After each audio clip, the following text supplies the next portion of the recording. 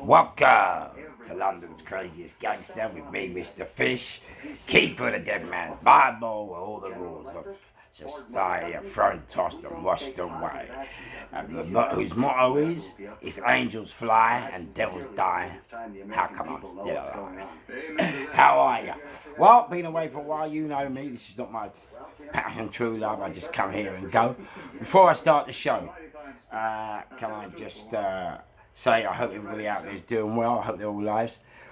What a mad month it's been on YouTube, eh? Oh, I've seen people headbutting people, smashing cars up. I've seen people throwing extinguishers at people's doors. Mate.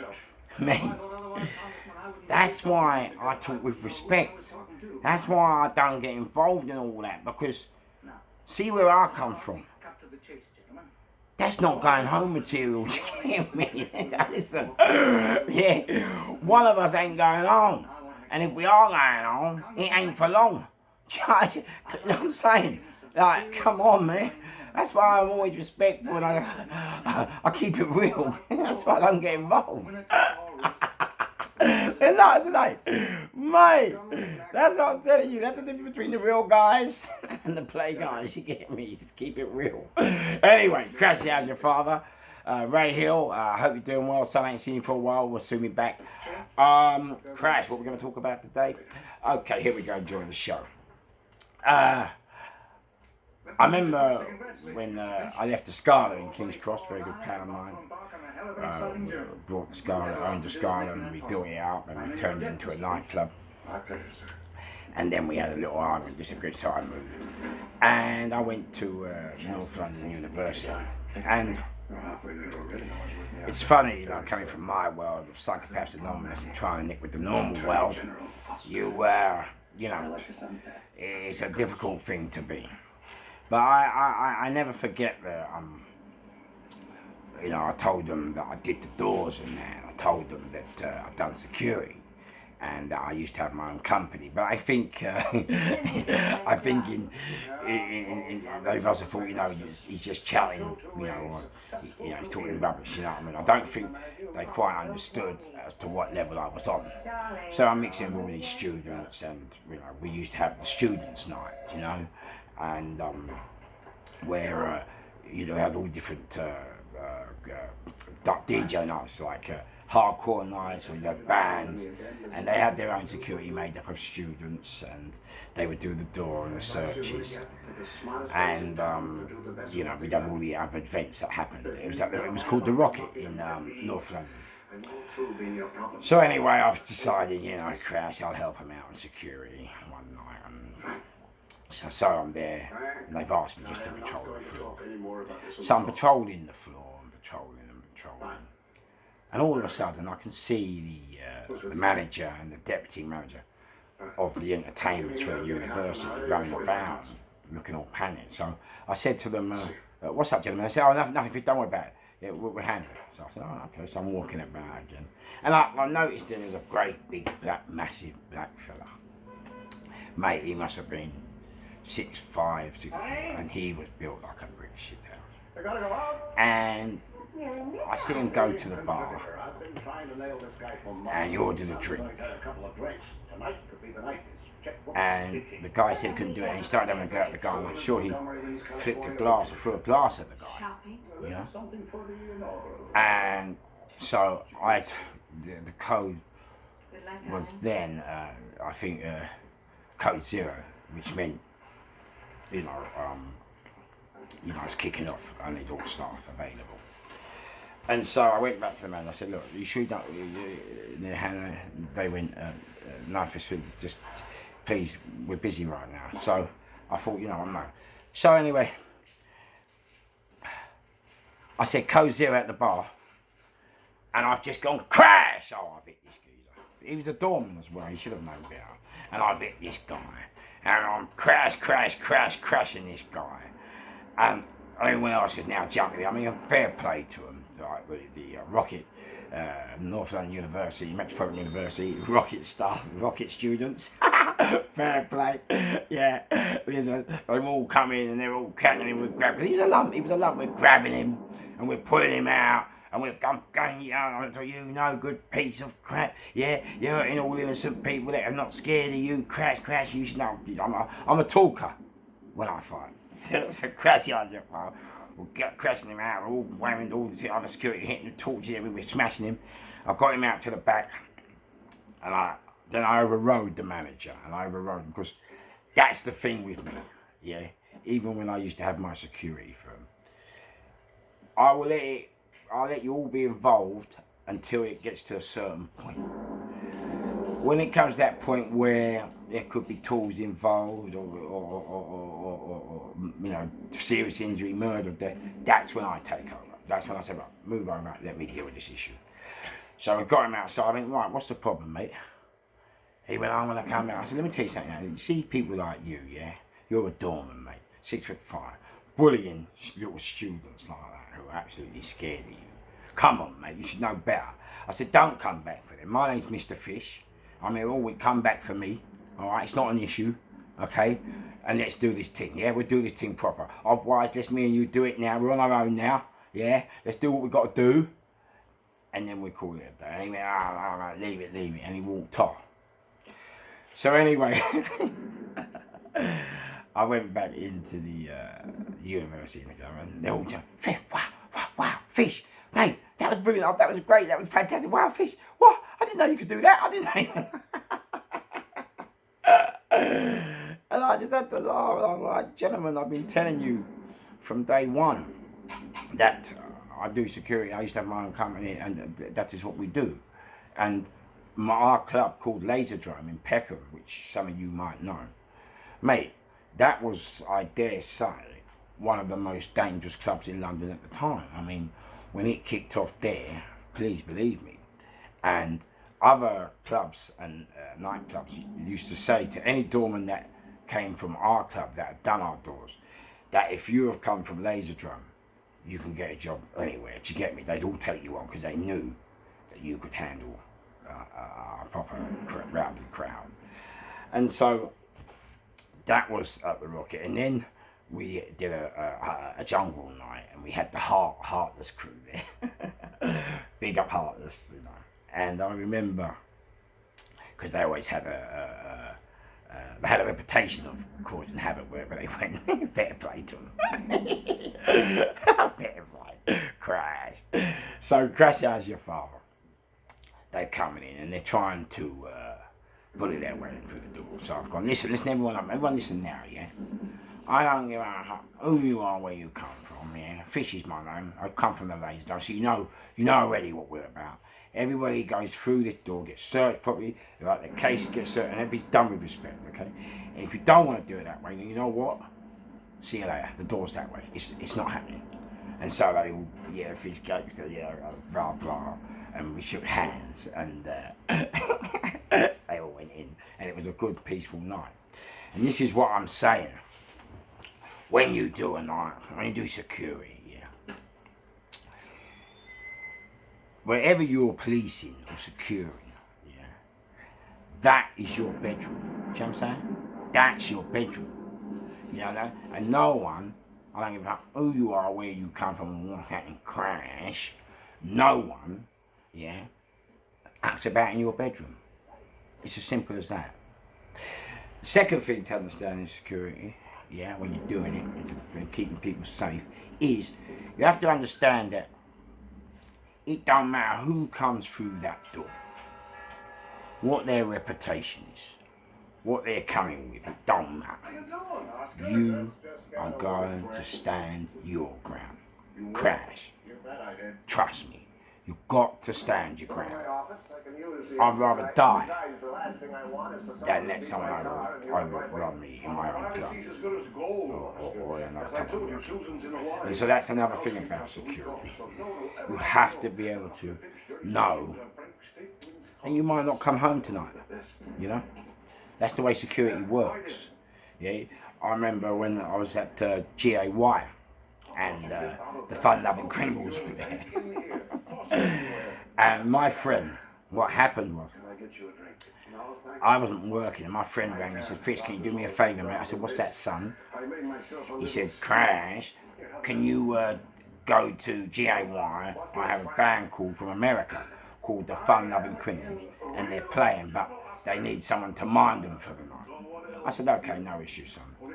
So I got there late, and so when I got there, they was already on stage, and they all had blue wigs on. There we go. And so I've gone on the stage, and then the crowd, you know, when they do all the jumping into the crowd, do all the jumping, and they throw you on top of the hat.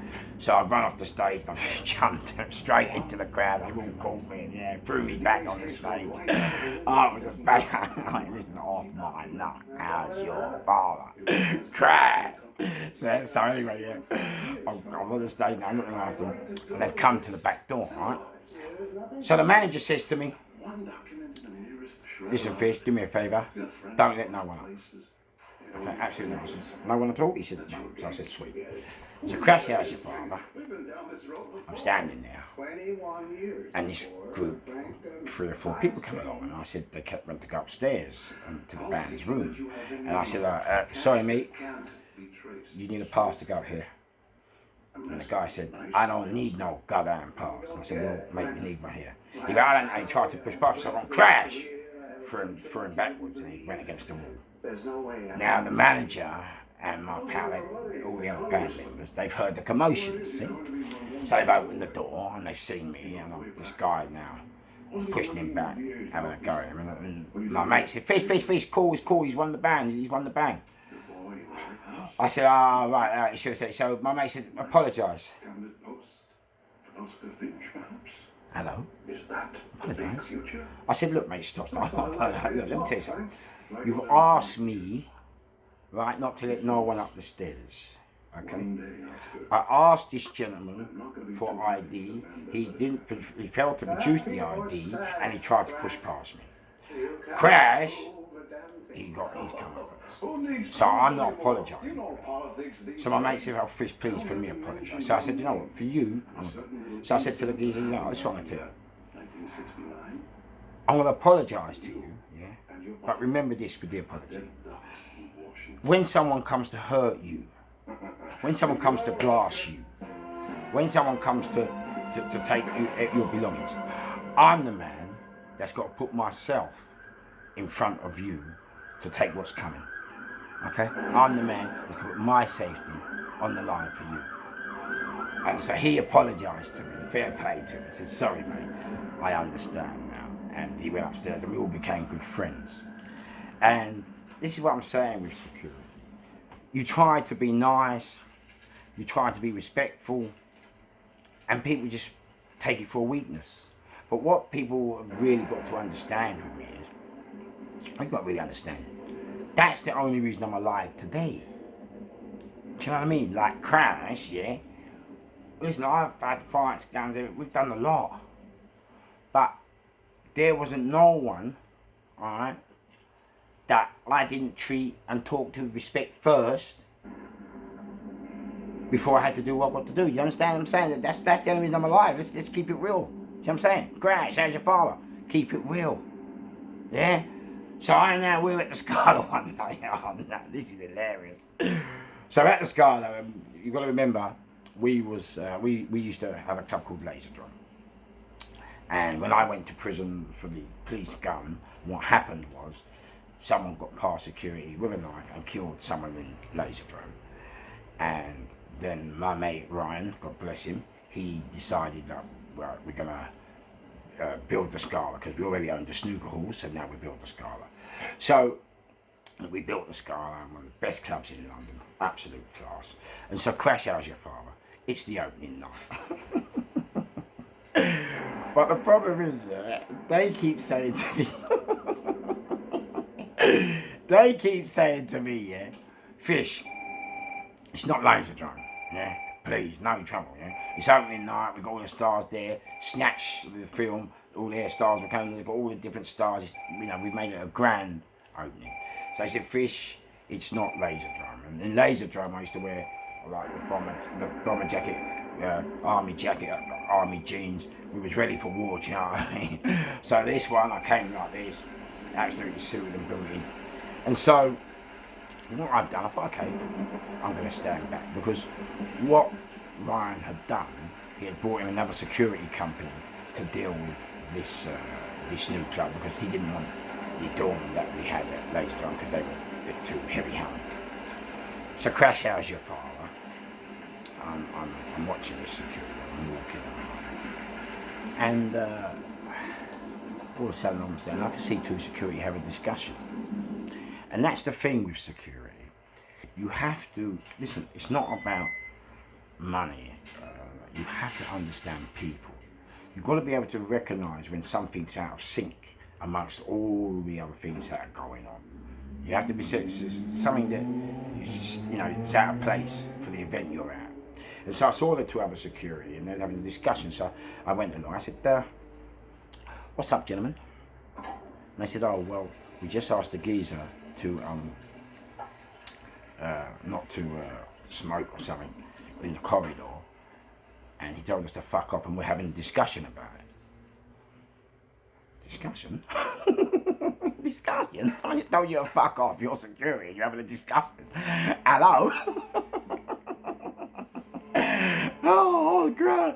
So anyway, I've gone over to my best mate, yeah, big Rand, and Randy and me, he's my right hand man.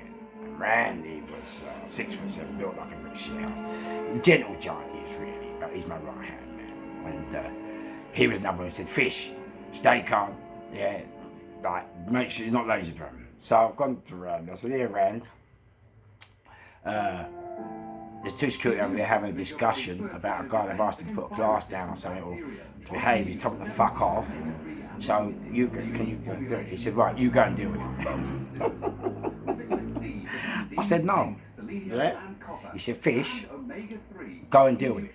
I said, no, I'm not moving. But everyone told me, yeah, Fish ain't laser. So I said, all right, sweet. It's not laser drone. You deal with it. So we're both suited and booted. Randy's to the nines, suited and booted. Yeah. So we go to this guy. And he's tall, but not aggressive, really class right now. And Randy says, excuse me, sir, may I have a word? And he goes, fuck off. I'm laughing, So Randy goes, sir, and that's the thing with us, we were always respectful first. So Randy says, sir, I'll ask you again, can I have a word, please? He goes, fuck you. Randy says, sir, I've just got Crash, come here, Crash. But he's got a glass in his hand.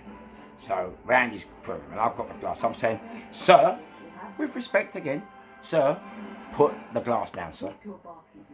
Sir, put the glass down. Sir, put the glass. Fuck you. Bit straight into that. He's screaming at little bitch. But he put the glass down. He put the glass down, you bitch. Crash, how's your father, yeah? I've grabbed him now. See, I've had enough now, yeah? That's what I'm saying. Be nice all the time, people, yeah? And they think you're weak. And I've grabbed him out, threw him out into the excess. I said, well, what's your issue here? What's your problem? He went, oh, I'm sorry, I'm a DJ, When he told me he's a DJ, I went absolutely mad. What, you're a DJ? You come here to work and you're treating us like bits of effing shit when I've got to put my life on the line for you. You're dirty, filthy, no good, scummy, down...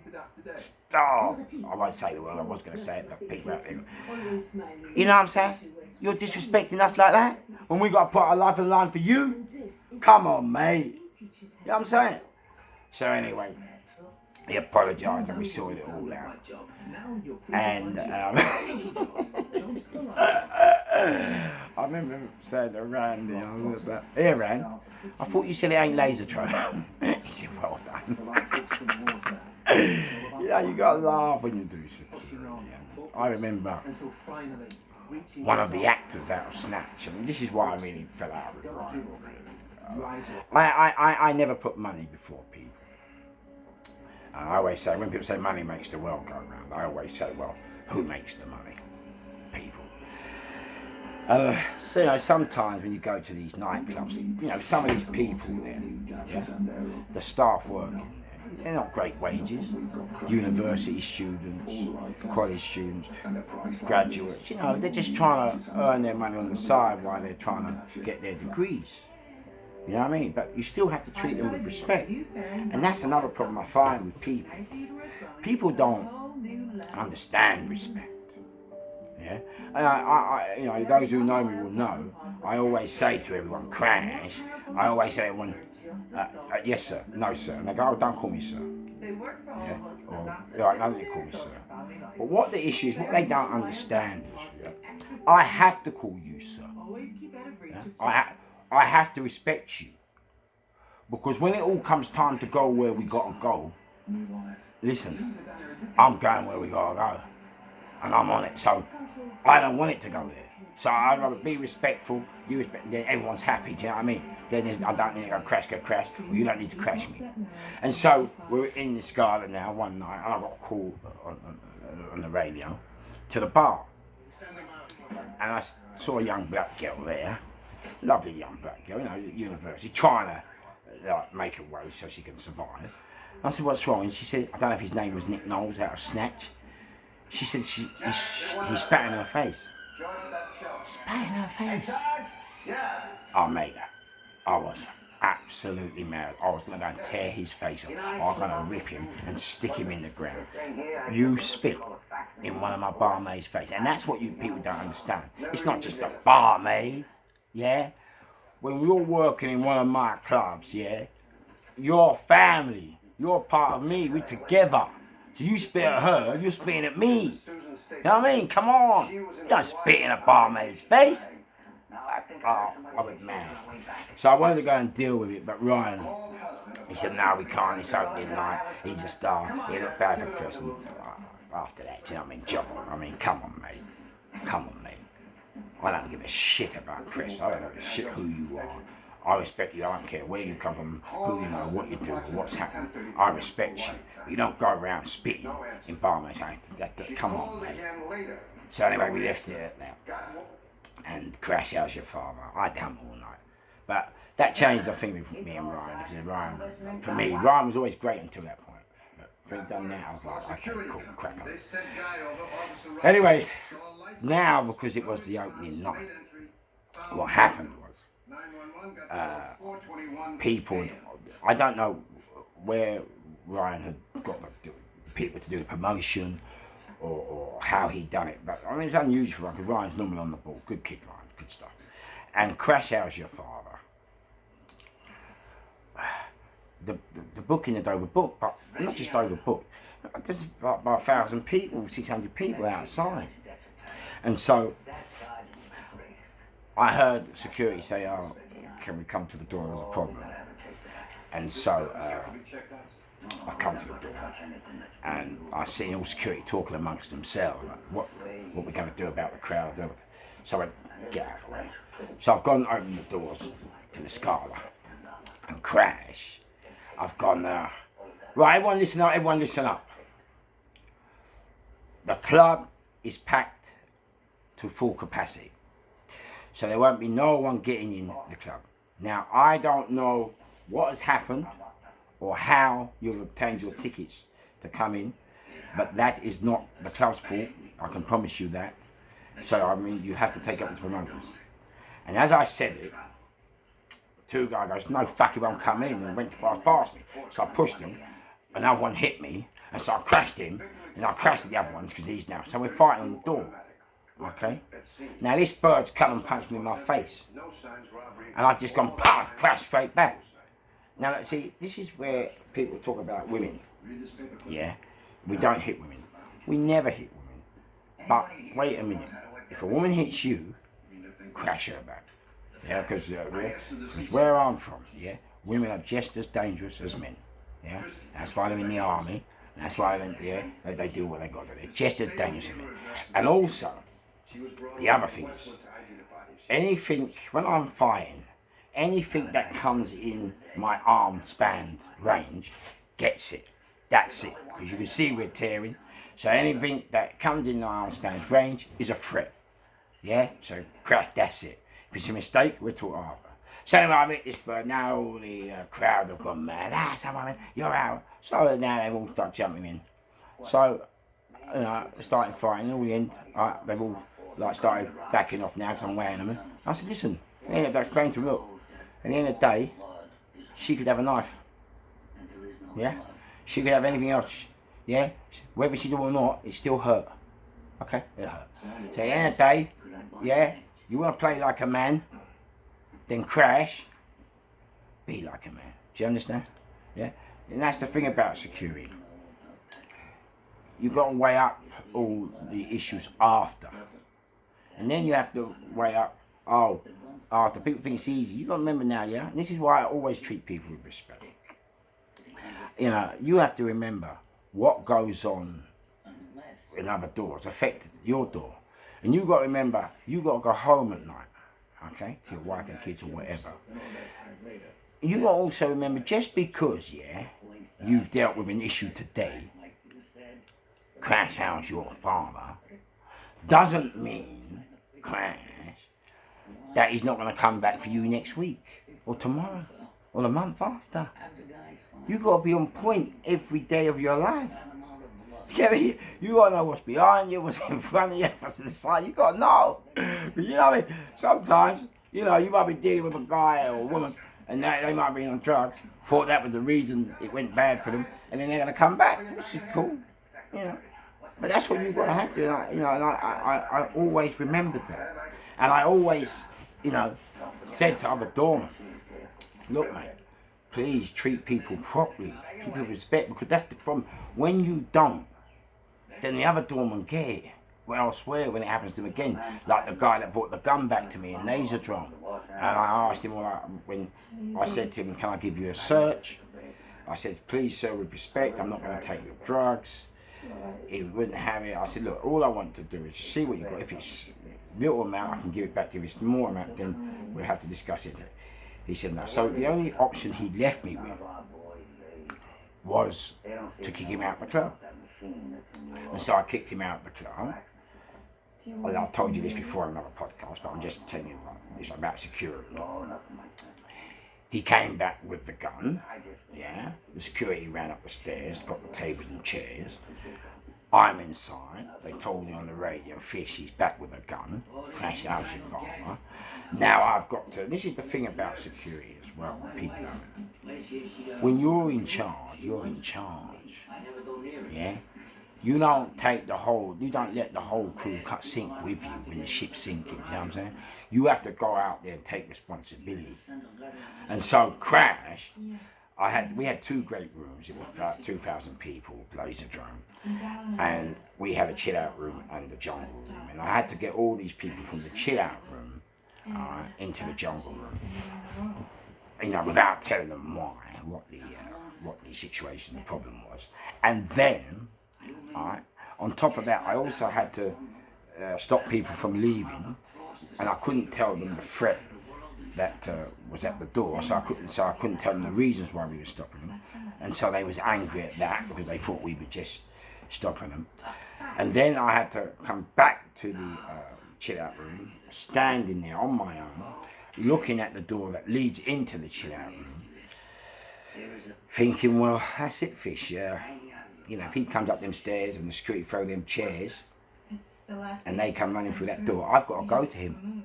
That's it. There's no choice. I have to go, because I'm the captain of the ship. And so I'm looking at the door, and it was like an oil painting. It's weird, There's 2,000 people in this guy. There was music pumping, you know what I mean? And to me, I couldn't hear no music. I just saw this door, and I'm waiting for the handle to turn. And I'm like, mate, you got to go. And then I'm thinking, well, what head am I dealing with? Is it a coke head, a crap head, a herring head? You've got to know what head you're dealing with. Because one word, I've said this before, and you've got to say goodbye to the land of the living. So anyway, Crash, how's your father? He didn't come up the stairs, and he decided to go. And that's all I wanted to tell you in this podcast. Sometimes in security, you just never know when you're going to go home, or what's going to happen, or if someone's going to get hurt. And that's why doing security, is a tough job. But as I said to you earlier, headbutting, smashing cars, extinguishers at the door, I'm just happy it can't happen to me, because you know what? Where I'm from, one of us just ain't going home. And if we are, we won't be at home for long. Crash, remember where you saw me last? Remember where you heard me first? Mr. Fish, stay alive, see you soon. Ha!